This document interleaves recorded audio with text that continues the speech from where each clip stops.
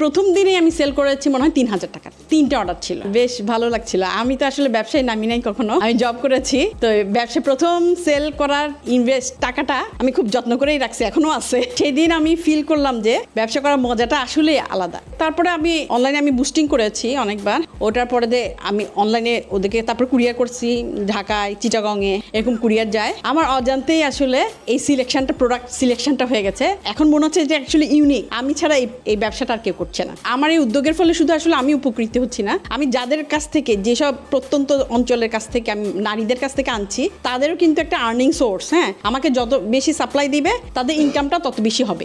আসলে প্রত্যন্ত অঞ্চলে মানুষ ওইভাবে যায় না, ওনারা আমার থ্রুতে এইভাবে ছড়িয়ে দেওয়া, তো আমার থ্রুতে ওনারা অনেক উপকৃত হবে।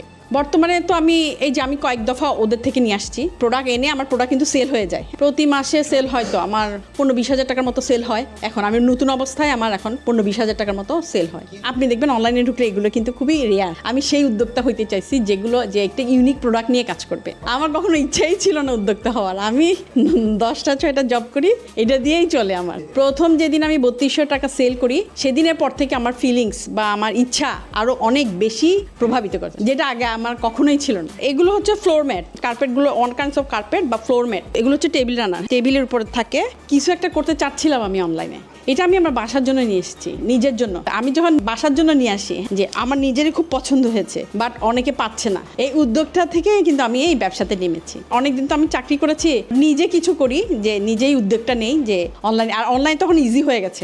ব্যবসা হচ্ছে যে আসলে আমি নিজের তাগিদ থেকে আসছি, ব্যবসা আমার নিজের জন্য ব্যবসা। বা আমি কিছু সময় বাসায় আমার নিজের বাসা দেখে বা করে আমি বাসায় সময় দিয়ে, আমার বাচ্চা কাচ্চাকে সময় দিয়ে যদি আমি চাকরিও ছেড়ে দেই, কিন্তু আমি নিজে তো ইনকাম করাটা, ইনকাম সোর্সের দিক থেকে চিন্তা করলে এইভাবে আমি ব্যবসাতে আসছি। মার্কেটে এটা প্রচারণা কম, কিন্তু মার্কেট যদি আমি প্রচারণা আরো অনেকে যদি আসে এই প্রোডাক্টটা নিয়ে, তাহলে আমার মনে হয় যে সবার কাছে যদি পৌঁছাতে পারে, তবে এটা ভালো, অনেক ভালো হবে। আমি চিন্তা করেছি যে ব্যবসা করব। একজনের রংপুরের আমার ভাইয়ের শ্বশুরবাড়ি আছে, ওদের সাথে আমি কথা বলতে, ওদের ওখানে দেখলাম যে এটা অ্যাভেলেবেল আছে, ওদের বাড়িতে অনেক মহিলারা এই কাজটা করে। তখন ওদের সাথে আমি যোগাযোগ করেছি, এবং ওদের মারফতে আরেকজন ভাই আছে যিনি আমাকে সাপ্লাই দেয়, ওনার মারফতে যোগাযোগ করে আমি ওনার কাছ থেকে আমি কুরিয়ারে করে নিয়ে আসি। প্রথম লটে আমি 50,000 টাকার মতো আনছি। আমি দেখে ভালো লাগছে বলে আমার আনা সাহস হয়েছে। আমার হাজব্যান্ড আমাকে করেছে যে নিয়ে আসো, সমস্যা না।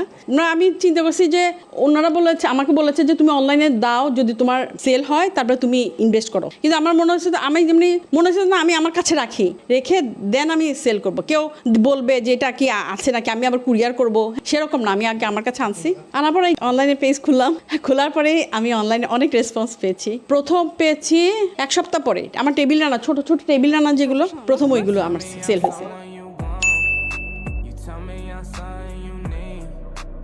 Baby, you know that I'm bad for you, yeah.